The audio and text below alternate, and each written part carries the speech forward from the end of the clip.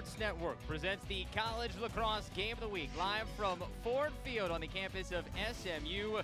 The defending national champion and #1 team in the nation, the Denver Pioneers, taking on the Penn State Nittany Lions.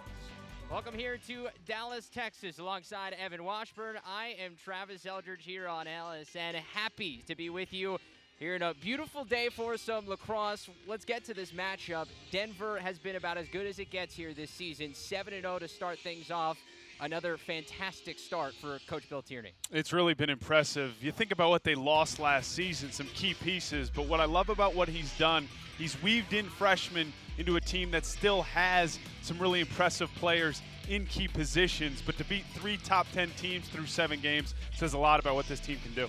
And not only are they 7-0, they're also riding a 20-game win streak that dates back to last season. Of course, they won the last 7 games of the regular season, then won the Big East tournament, their second in a row there, and then went on the run through Memorial Day to take home the team's first ever national championship, a 20-game winning streak. It's the longest winning streak in the NCAA since Bill Tierney's Princeton squad put together a 28-game winning streak back in the late 90s, and it is led offensively by a guy who is a Tewaaraton Award nominee this year for good reason, Connor Cannizzaro. Such a special player, so fun to watch. What I love about his game, his speed, vision, and what I think is underrated, his strength. He'll take big checks and run through them. Now, his vision, I think, is most important to this team because it's a very unselfish group. Maybe not the numbers of last season thus far, but he has the capability of doing that. But you can't just worry about Connor Cannizzaro because so many other pieces of this offense will beat you. So on the Penn State side of things, the Nittany Lions have been here before. They lost 10-8 to this Denver Pioneer squad last year in a neutral site game at Hofstra. So this is not uncharted water for the Nittany Lions. And they added a freshman who Coach Tambroni is really high on in Grant Amens.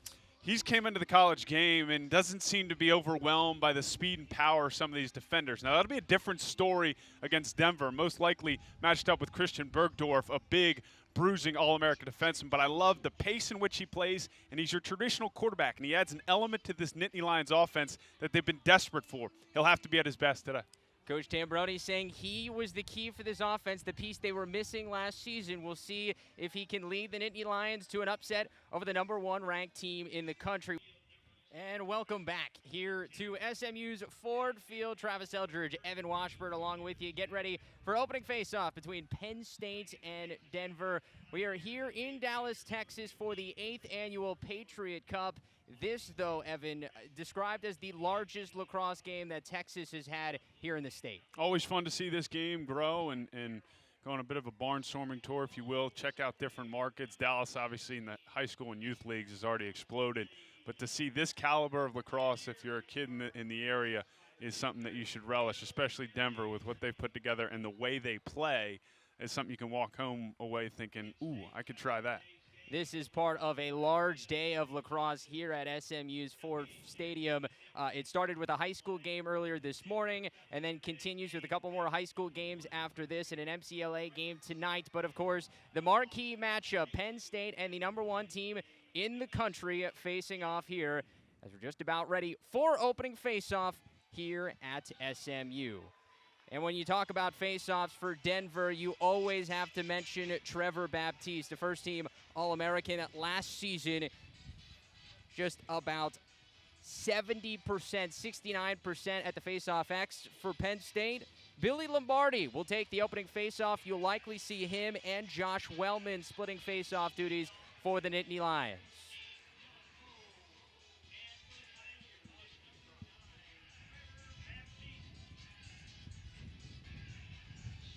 And so we're just about set to go. And we're off. Baptiste and Lombardi fighting for it. It's picked up by the Pioneers, and they're off and running.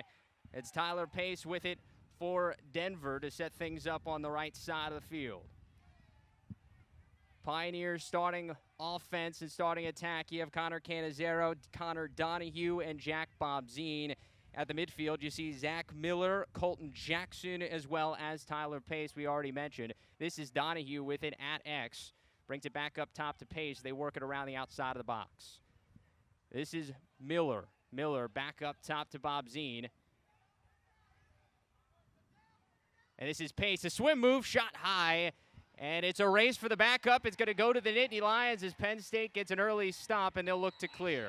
That's a huge play by Penn State. The ability to run that back out by Triello.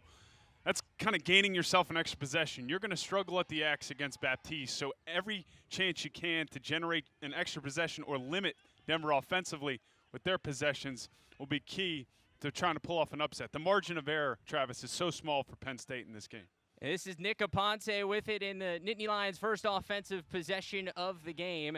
He's going up against the freshman Dylan Johnson in the poll, a freshman that, just another one of those Denver freshmen that have come in and been spectacular so far early on.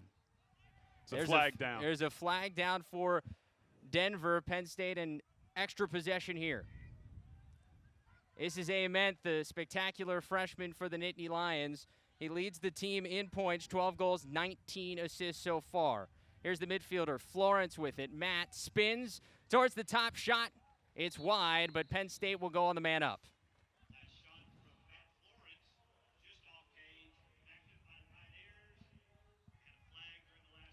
It's a quality look for Penn State with the flag down. I like how they stayed calm, continued to run their offense against this Denver defense and what Bill Tierney runs. You've got to improve your angle because the ability to get close to the cage is going to be extremely difficult. And so Penn State will trigger from outside the box. This is Ament.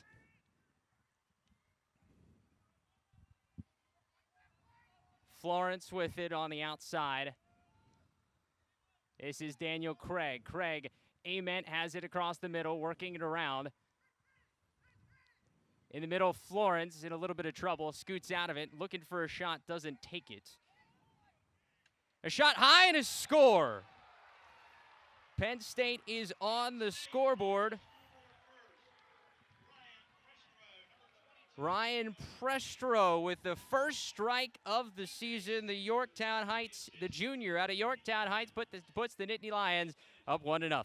Quality man-up offense for Penn State. Not overly complex, just quick ball movement that forced Denver to rotate. And each time that ball was rotated, players were taking a step in closer to the cage. That's as good a look as you could hope for Prestro, also bringing that high-to-high heat with a quality shot on Reddy, who's forced to turn and face it and doesn't see it till it's behind him. The man-up goal puts the Nittany Lions up 1-0. Lombardi and Baptiste once again at the X. Face-off won by the Nittany Lions. It's picked up by Penn State, and they'll get another offensive possession. Second midfield unit out there for Penn State as Ryan Keenan has it.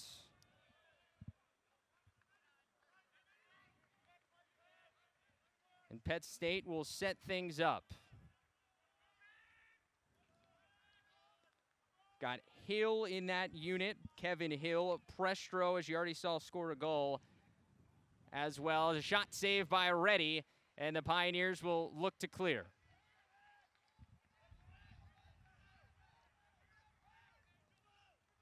Connor Donahue with it. He gets it to Bob Zine as the Pioneers clear it. That's one place where Denver has struggled at times this year, under 80% in the clearing game. You'll see that with a young goalie. They have to be the quarterback of that clearing game. When you have a freshman in cage, you're gonna take your lumps. But it does help when you can have so many extra possessions with what Baptiste does at the X. Here's Austin French. He started 6 games so far this season. He's been bumped out of the first midfield unit, but he is a solid player for the Pioneers, already with 2 goals and 3 assists for them. Basically seeing 5-on-5 lacrosse right now because number 6 Male for Denver has kept his defender away from this. He's stayed on the field, long stick midfielder, so 5-on-5 creates better passing lanes, more space, difficult to defend. Here's Canizero all the way out to the top, almost loses it, but regains possession, and they kick it over to French. French looking to dodge right alley, kicked out behind. He feeds it back up top. This is Canizero. Fires and scores. The Pioneers are on the board. Connor Canizero ties things up at 1 apiece. Really like what Denver did in this possession. Again, they kind of created a 5-on-5 situation by having Sean Mayle just stay out towards the midfield line, taking his defender with them. It made it easier, better dodging and passing lanes, and Canizero shows you the slickness in which he can play. He has a quality look when he first catches it, but then does a nice little toe drag to change his angle and affects what Schreiner can see. We featured the defending national champion in a matchup of Division II national powers. Defending champ and undefeated Limestone takes on 7th-ranked NYIT April 2nd at noon Eastern Time. The college lacrosse game of the week on Lac Sports Network. It's all Access. You saw a shot go back there, backed up by the Nittany Lions, so Penn State will take over possession despite the fact that Denver won that faceoff. This is a crucial 3 minutes and about 15 seconds to play in this first quarter. Penn State's shown defensively in a settled 6-on-6 situation that they can handle what Denver wants to do offensively, at least to start this game. Offensively, I don't think we've seen the identity we've seen through the first 8 games with Penn State running through the attack. They need to find some rhythm offensively and see if Ament can do what he's done so much this season, be that quarterback from behind and try and generate some quality looks. But patience at this point, I think, would be prudent. The first midfield unit back in there for Penn State. This is Craig. Dan Craig working with it back out to Aponte, who takes it towards the top of the box. Aponte winds, fires, another save by Reddy, his third of the day, but it's collected in front. Reddy then finally brings it into his cross, and he'll look to clear. Look, it's a quality shot. Aponte does get topside on his defender, has some net to shoot for, but I just would like to see them maybe take that possession and give your defense a bit of a break. A 3-goal run here for Denver. You can kind of feel like you're on your heels defensively. I would like to see that ball go through the offense a little bit more. Run that motion style that when Penn State's at their best, they're utilizing.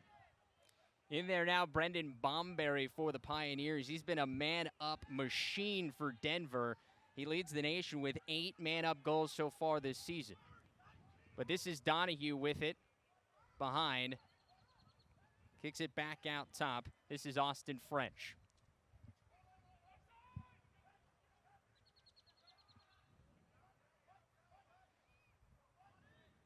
Feeds back out top. This is the freshman Nate Morano working with it.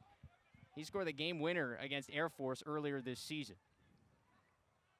Canizero fires, saved by Schreiner, picked up by Penn State in front. Canizero looking to ride, get it to Tommy O'Neill for Penn State. Florence looks to bring it across the midfield line.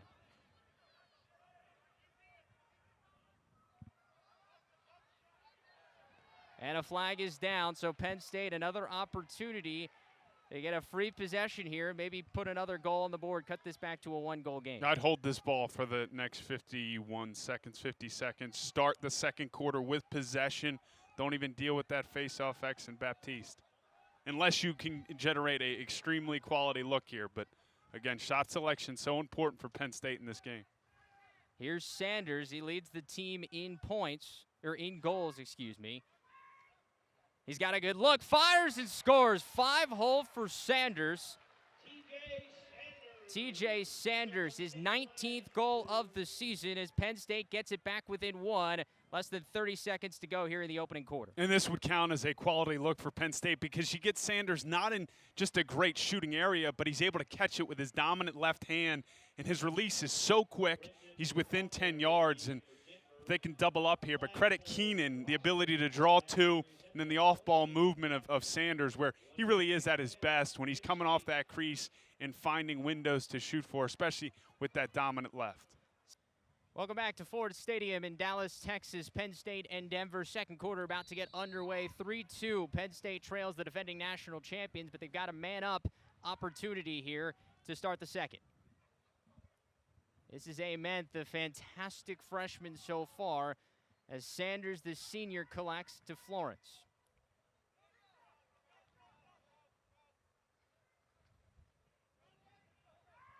Sanders thought about it, decides otherwise.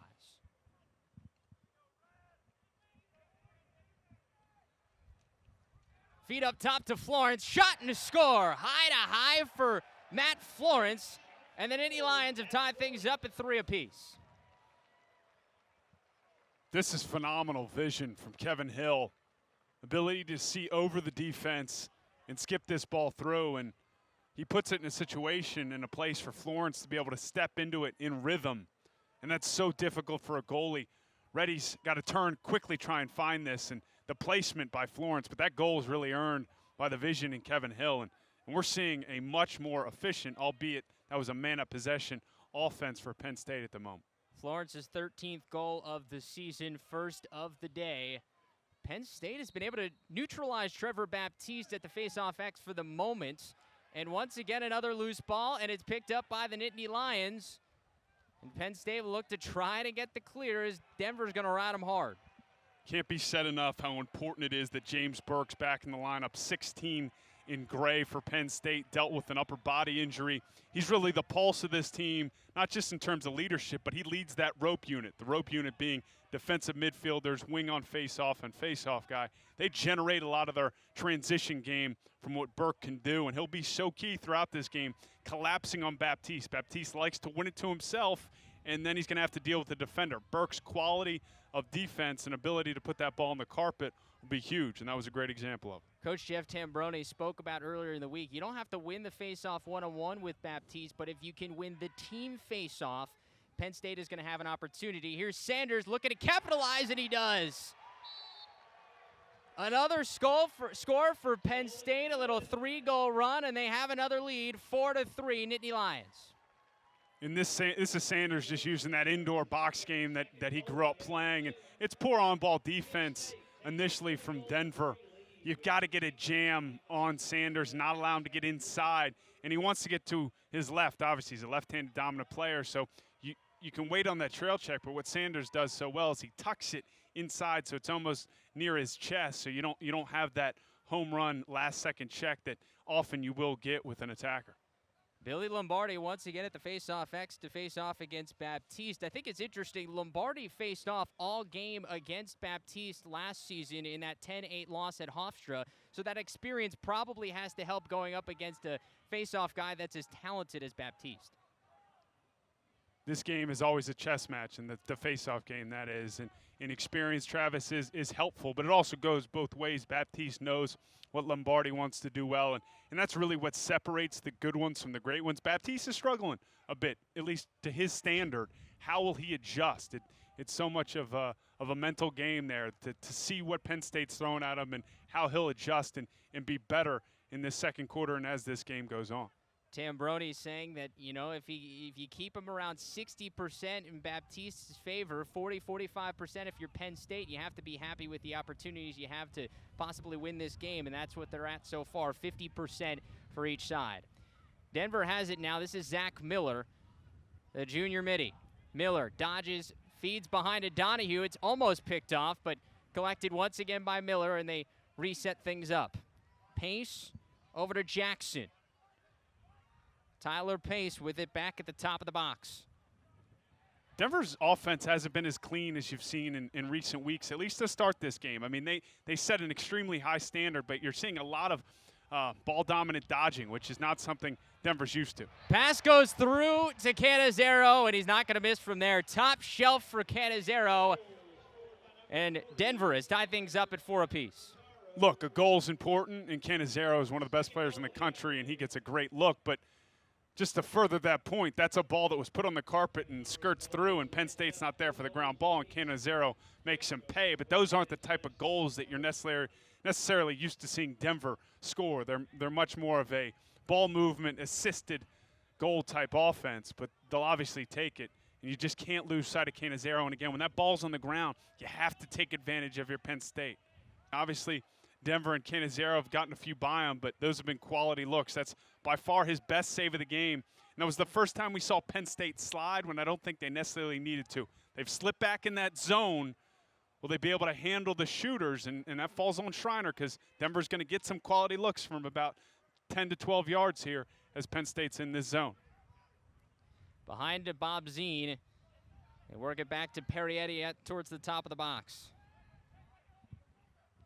This is Wolford, shot and a save right to Schreiner, another confidence builder for him, and Penn State will look to clear.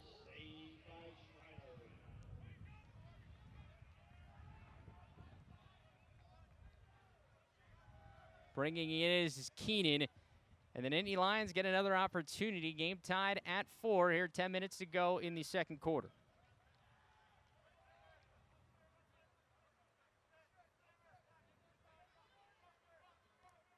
Here's Hill with it. Feeds it up top. A floater to Keenan, he scores. Buries it for Keenan, and Penn State takes the lead right back at 5-4. You see after this goal, Bergdorf 15 and Crimson bringing this Denver defense together, because this is kind of a breakdown here. Too many guys fly towards the ball. There was an initial slide necessary, but the lack of communication created an opportunity for Penn State that was too good. And again, Reddy having to turn and face, and the guy's got the entire net to shoot for. So the Nittany Lions hanging with the defending national champions early. We saw this against Ohio State. Denver actually trailed 2-1 after the first quarter last weekend at home. They had a big run in the second, and then were able to finish off the Buckeyes in the second half with an 8-1 fourth quarter. But Denver has not been blowing teams out early. Let's see if the Nittany Lions can hang around long enough. And once again, another face-off win by Penn State.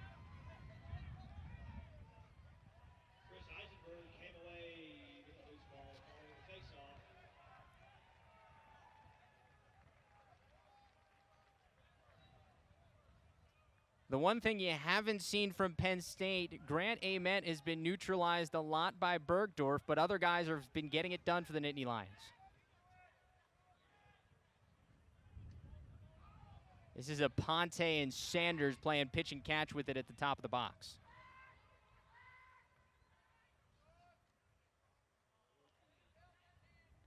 It'll spin by Sutton, feeds back across. This is Florence. Dodge, shot, it's wide, but backed up by Ament. And that's important for Penn State as they take that next step and they head into the Big Ten schedule. Ament's been great, but they need other guys to be effective and also be able to initiate the offense. Florence has been that guy so far today. He finds Ament at X. He's got Reddy out of the cage, looks out front to Florence, thought about it, decides otherwise, and tosses it behind. This is Sanders. Rolling towards the front, feeds, oh, that's a pretty goal. Daniel Craig with a highlight reel finish. The Nittany Lions have a 2-goal edge. That was incredible. This is an unbelievable individual effort around the world and off the turf. That's not just to look good, that actually improves his angle. Talk so much about angles when you're facing Denver's defense, and Craig in traffic with an unbelievable goal. If you're a high school kid in the stands today, how much you want to bet they're going to try to do that later on this afternoon? And the truth is those are the type of plays that to pull off a game like this and an upset over the top team in the country. And Penn State, look, they're a top 15 quality team. They have the type of athletes. This wouldn't be a huge upset if Penn State were to do this. They just have lacked consistency. But you need plays like that where Craig makes an unbelievable effort in the play like this here from whether it be Burke or in this case, for Penn State off the wing is important. So they're sort of playing to that what is necessary to pull off this upset.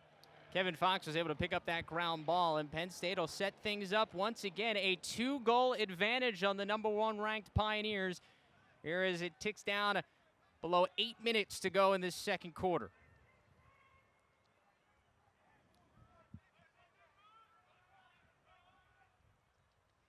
This is Keenan with it. Penn State's Aponte dodges towards the alley, feeds it back out top. A shot. It's deflected. In front is another feed. This time it's Hill. Kevin Hill finishes in front on the deflection, and Penn State has a 3-goal advantage. And the momentum's quickly shifted to Penn State's side of the field. And when you're getting those bounces, where that initial shot's deflected, and you see the timeout from Bill Tierney, he recognizes the fact that his team and his defense are swimming right now. So Jeff Tambroni and company have to be really happy, up 7-4 here in the second quarter. But for the Nittany Lions family, and especially the Lacrosse family, they suffered quite the loss last summer as Connor Darcy, the starting goalie for Penn State, tragically died in a car accident in the Boston area. that has been a rallying cry for this Nittany Lions team all season. It's something they've had to deal with all year. They have players that were going to be roommates of Connor's coming back this season, so a daily reminder. They wear a number 16 patch on the back of their helmets. Number 16, a big number now for the Nittany Lion community. And I think it's interesting in our conversations with Jeff Tambroni, where as a coach and as the leader of the team, you have to strike that balance where you want to honor your fallen teammate, but then you also want to move on and not allow it to completely impact what you do on the field over the course of the season. And it seems that they've sort of battled that line because these players are struggling. And I mean, you look as specific as to the goalie, Will Schreiner. He wasn't expecting to be in this position. Obviously, his goal was always to be a starting Division I goalie and here at Penn State, but he didn't want to get the job in this way. So there's so many little elements that they've had to deal with over the course of the season where I think, at least to this point, it seems in conversations with Coach Tambroni that they've struck that balance where they feel like they're honoring him, but they're not allowing it to completely take over their season and not allow them to be successful, because they know their best way to honor Connor would be to be out on the field winning ball games. And I have to imagine you'd be proud of this effort in the last few minutes of the second quarter, because they played with passion, they've executed well, and it speaks to the score. That sideline is fired up as we get back to the face-off X. Lombardi and Baptiste at it again. Lombardi with an opportunity to pick up that loose ball. Instead, it's Mail for the Denver Pioneers, and Denver will look to set up the clear. And that's important for Denver in their wing, and in that case, Sean Mail. Penn State's winning those hustle plays, and they're collapsing on Baptiste. If he can't win into himself cleanly, they can make that adjustment where it's a situation where he can win the clamp and then push it towards Mail or whatever short stick they choose to put on that wing. And so Denver finally gets another opportunity at the offensive end. This is Cannizzaro with it behind the cage. He's been good today, but Denver needs some offense here to get going, though the Pioneers are a team that can go on a run. If you're the Nittany Lions, you just want to try to stave it off as long as possible. This is Miller in front. Nice roll dodge and a finish. That'll start a run. 7-5 your score. There was a flag down, so Miller takes advantage of a situation, and Miller is so good at using your strength against you, and this is a situation where Penn State gets so concerned about what's going on around him, and there's no help, and you have to help towards Miller, especially when he's backing down his defender. Penn State leads 7-5, and news from the food trucks. The hamburger man says thanks a lot, but he's out of food, so no more tickets available for the hamburger man. And so once again, we go to the face-off X. This is where Denver can be scary. They're down 7-5, but those goals can come in a hurry if Baptiste gets going off face-offs. Baptiste and Lombardi struggling with it. It's eventually picked up by Baptiste, but it's loose once again. A scuffle for it. Baptiste eventually picks things up, and Denver gets another offensive opportunity, down 2. Nice strip by the Nittany Lions. Schreiner has it, and they'll look to clear going the other way.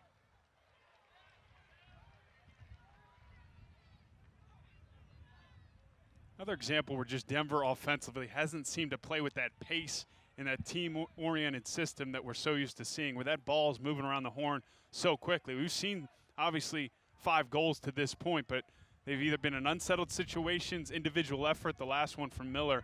You haven't seen those team goals that are so consistent with Denver offense and what Matt Brown runs. And that's a case where Penn Station's taking advantage of a guy not moving his feet in a timely check. The confidence for the Nittany Lions has to be sky high right now as Aponte rolls towards the middle. He picks up a short stick. Pretty dodge, an opportunity, feeds Ament back across, and the finish from Craig. Tic-tac-toe for the Nittany Lions. They go back up 3. That's what separates Ament from many of the freshmen you'll see in college lacrosse. The awareness and the savviness to recognize that somebody else has a better shot and that Craig is coming down that backside. So many times you'll see an attackman catch that ball, drive hard to 5 yards out and 5 yards up above goal line extended, which would be okay. But Ament sees the field so well. He's constantly dodging with his eyes up, and the trust that he's developing with Craig, that's what separates him. That's an impressive play right there. And I think Penn State's still trying to figure out what their best offense will be against this Denver zone defense. Denver seems really comfortable to sit in that zone, a 3-goal deficit. Because often, Travis, if you're down, say, 5 goals, you can't really play a zone because it slows the game down so much. It's hard to cause turnovers if you sit in a zone. But Denver seems happy to play that zone because Penn State at the moment looks a little disjointed in the 6-on-6. I think Trevor Baptiste at the faceoff X has to give you confidence as point, well. Yep. Now, today he hasn't been that momentum rider where you score and you immediately get the ball back. He's been effective, but he hasn't been dominant. This is Brendan Bomberry and Austin French out there. Connor Donahue just took his eye off that one, almost lost it over the back line.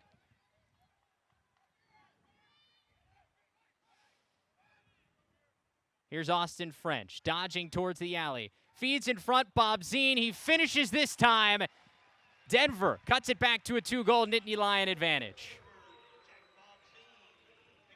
This is unbelievable effort from Bob Zine. The hands and the awareness in this situation. So much traffic. It's almost as if there's a magnet in his cross to this ball, because it'd be easy to understand if he would have dropped this one with all those sticks around him. But the presence of mind, too, as he tiptoes the crease, not to fall in there before that ball hits the back of the net. That's a big play from a senior in Bob Zine, who I think is one of the X factors. When he becomes a more effective contributor, this offense has an added wrinkle that makes it so dangerous, because you know what you're going to get from Miller, Pace, and obviously Cannizzaro. Bob Zine's 12th goal of the season, second of the afternoon. He's a guy who could fill it up. Had 6 goals against Duke last season, a sock trick, if you will. The senior from Littleton, Colorado, one of 12 guys on this Pioneers team from the state of Colorado, something that Bill Tierney has certainly tapped into in his recruiting. I'm always struck, too, by Bob Zine, how much he looks and plays like Eric Law, who wore 11 at Denver, obviously now plays for the Denver Outlaws, and also from that similar area. I think they may have gone to the same high school. Arapahoe High School, where Bob Zine went. But once again, the Nittany Lions able to pick up a ground ball and get another offensive opportunity. And Denver has really not been able to go on those runs that you expect from the top-ranked team in the country. This is Aponte. Once again, he's been quiet. He dodges in front. A shot saved by Reddy. But another ground ball picked up by the Nittany Lions. And this becomes interesting if you're Penn State, because, again, Denver's in this zone. This game has come to a screeching halt in terms of pace. You have a 2-goal lead. It's not enough to sort of sit on this ball and hope to walk away here with a big win. You have to start to generate some points. Ament feeds Sanders, shot wide, backed up by Penn State. Once again, we have not seen the timer be put on very quickly by these referees. Ament swims, feeds Florence back to Sanders. Looks the ball down the alley. But he feeds back to Florence, now Ament. Sends it up top to Aponte. Shot from Craig. Low to high, another score from Daniel Craig, his 3rd of the day. And the Nittany Lions back up 10-7. And this is nice zone offense. It started actually behind with Ament dodging and forcing the zone to rotate. Denver utilizing a short stick behind in their zone offense. So as it rotates in that quick ball movement, creates an opportunity for Craig right at the top of the box from about 10 yards with all that net to shoot for. Craig's really been impressive this afternoon, but that starts with Ament. He'll get the hockey assist on that play because he forced that zone to rotate. They finally seem to find some way to get Denver to move in their zone. Dan Craig entered the day just 5 goals on the season. He already has 3 this afternoon.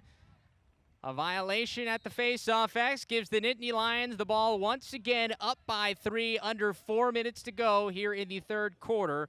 They've got the defending champs right where you want them if you're Penn State.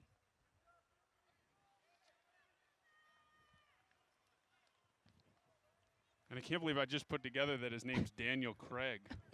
James Bond. I think my favorite Bond, too. He's a good one. Ament fires and scores. The largest lead of the game for the Nittany Lions. It's now 11-7 over number 1 Denver. This team is playing with so much confidence right now. Ament finds a hole in the defense. He's been doing most of his work behind the cage, but this time he creeps above goal line extended, and Keenan with the vision and finds him. And I like how he drops his stick low, changes levels on ready. And we've got a goalie change for Denver. David Windsor in there, a freshman from Boulder, Colorado. He did play against Ohio State about 2 minutes, but clearly Bill Tierney not pleased with what he's seen from his defense, and often is the case, the goalie takes the brunt of that. Go back to Dallas, Texas. One more quarter to go between Penn State and Denver. An upset in the works, 12-7. The Nittany Lions with the lead over the Pioneers. For Denver, they have not lost in more than 365 days. Currently riding a 20-game win streak entering this game, dating back to last March. Their last loss against Ohio State on the road. The Nittany Lions looking to make it another Big Ten team taking down Denver. And this would be a huge story, Travis, but as it is to this game and specific to this game, what's happened right here at this face-off X has been the biggest story. Burke, 16 in gray, has been fantastic. That was the first time we saw from Denver. 2 poles on the wing, Bergdorf and Mail. They're recognizing that Baptiste, even when he's winning it cleanly, struggling to get that ball up and out. Penn State's doing a better job with their wings, led by Burke. And so once again, Penn State, another possession here to open up the fourth quarter, a 5-goal cushion. We'll see how freely they shoot. A shot by Florence. He can make the lead 6. It's just really passive defense from Denver. No communication on that on-ball pick. Allows Florence to get topside. He takes a step in from 10 yards out, and no matter who's in cage, whether it's Reddy, in this case Windsor, who came in the midpoint of that third quarter, the backup netminder for Denver, there's nothing a goalie can do in that situation. You're asking too much, I think, of your keeper. And again, we see the double pole option for Denver on this faceoff X. Bergdorf and Mail, 6 and 15 in crimson, trying to give some help to Baptiste, who at the moment is losing the faceoff battle 12-10. But make no mistake, there's the ability right now, and this is what I'd want from Cannizzaro. Attack, try and draw some slides here before Penn State can settle into their zone. A feed out in front is intercepted by Schreiner, and Denver just can't seem to get anything going offensively.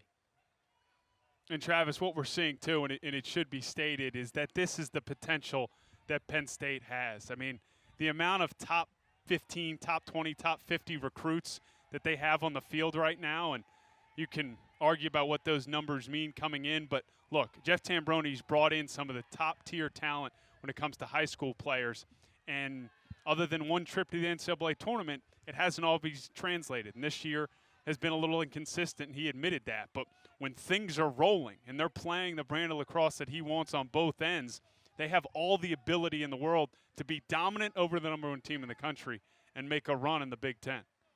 This is a huge confidence boost if you're Penn State. 9 of their first 10 players or so are non-seniors. Only 1 in that mix is a senior, as Immense just floats it in. David Windsor came out of the cage. Immense, maybe the easiest goal he'll score all season.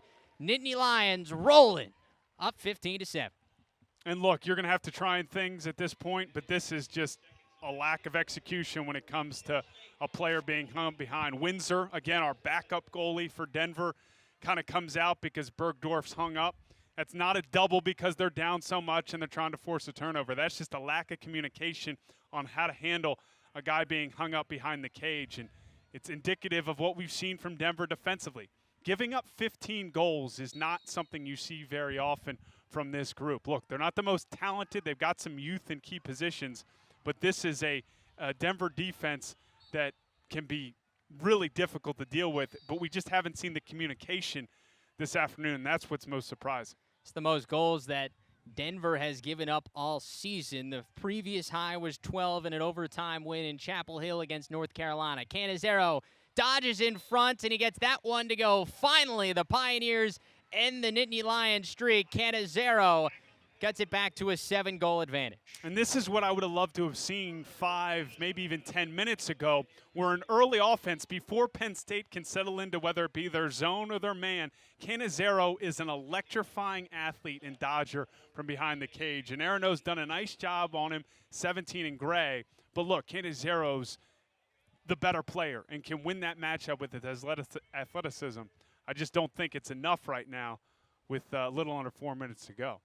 What we were getting to about Penn State, with so many underclassmen contributing, this is huge heading into the Big Ten slate, where you're going to face top 10 teams like Hopkins and Maryland and even Ohio State next week. Cannizzaro fires, shot wide. That would have been huge, Travis. A quality look from Cannizzaro. He drops his stick. I don't think he got as good a look as, or put his best shot on as he probably could. Shot goes wide. Backed up by Denver. The Pioneers will keep it.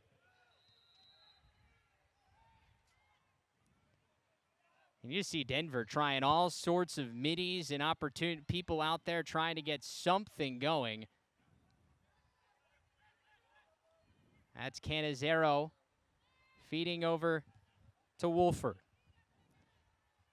Circling around the cage, Wolford finds a pull, feeds back to Cannizzaro against this Penn State defense, content to settle in. A shot from Wolford. He finds the back of the net. A little 2-goal spurt for the Pioneers. It's back to a 6-goal Nittany Lion advantage at 15-9. And this play starts with Cannizzaro, and we've seen an urgency from him the last few possessions that we didn't see for much of the third and fourth quarter. Levi draws the defense, and Wolford's got such a high release, a big guy at about 6'2", so when he comes over the top, really difficult for Schreiner to find that ball. And look, when you've got Baptiste and it's a 6-goal game, 3 minutes to play, this is well within their reach if he can start to push things forward, generate transition. You never know if you're the Pioneers. He's a great equalizer when it comes to the face-off X. Has not been terrific today, but looking for the opportunity. It's collected by Bergdorf. Bergdorf in a little bit of trouble, but he feeds in the middle. A shot and a score. Sean Mail, the pull, the long stick midi, cuts it back to a 5-goal game. Denver right back in it. A 3-goal spurt against the Nittany Lions.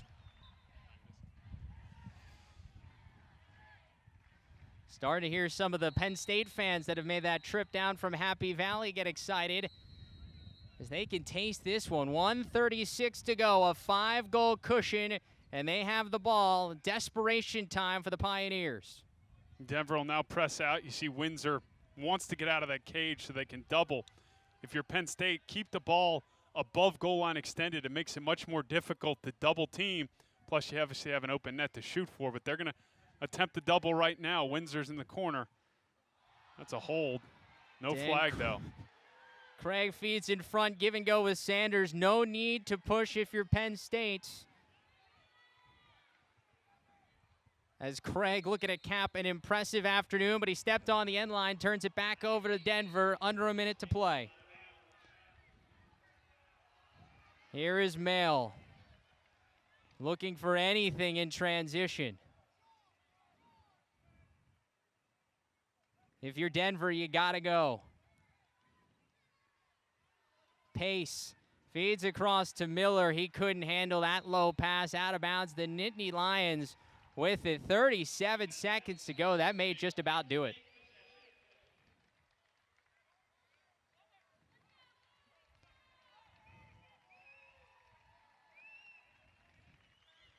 Florence to Keenan around midfield.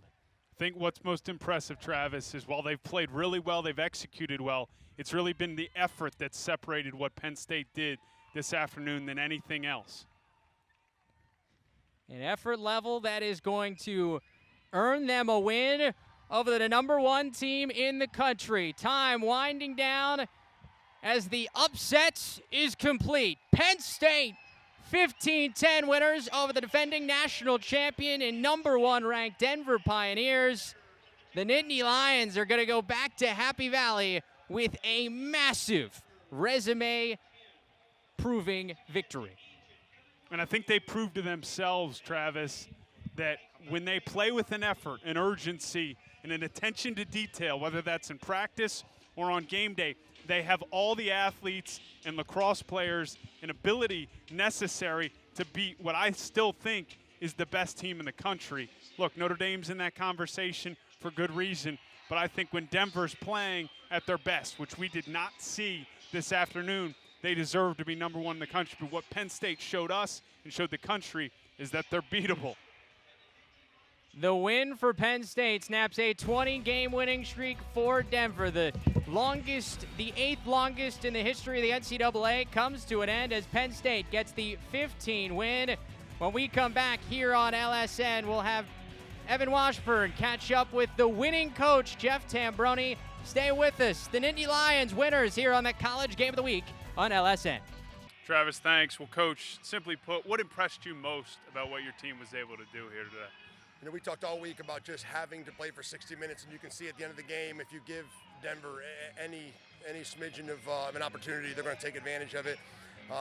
And I was impressed with the fact that I didn't think we played really well early in the first couple of minutes.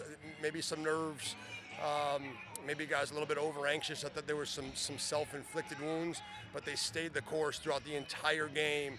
Coming out of halftime, we were just harping on just, not changing anything and just doing what we were doing, but doing it just a little bit harder or maybe a little bit more meticulous. And I'm very proud of these guys, especially after the week that we came off of last weekend.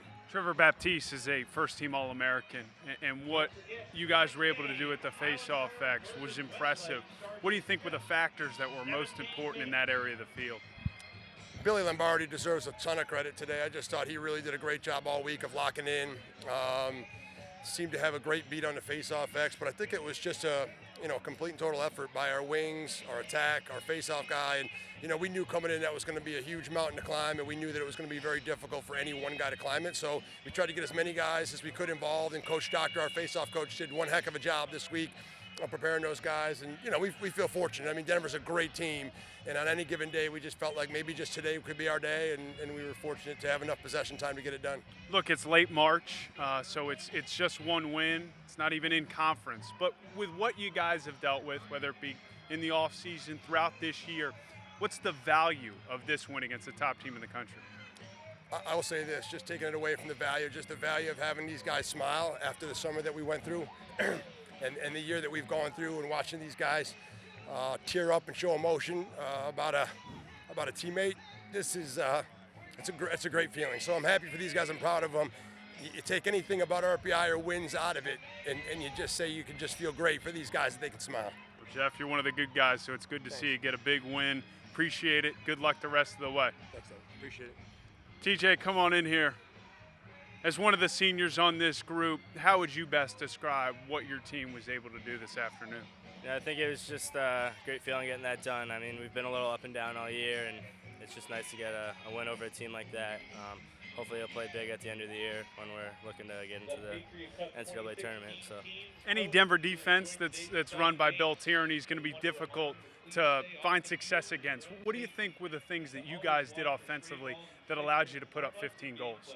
I think we just we came out with a lot of energy right from the start and really played as a team. And I mean, I always like to say that a better offense is always going to beat a better defense. So, I mean, we played as a team, moved the ball well, and I mean that's pretty hard to stop for any defense. So.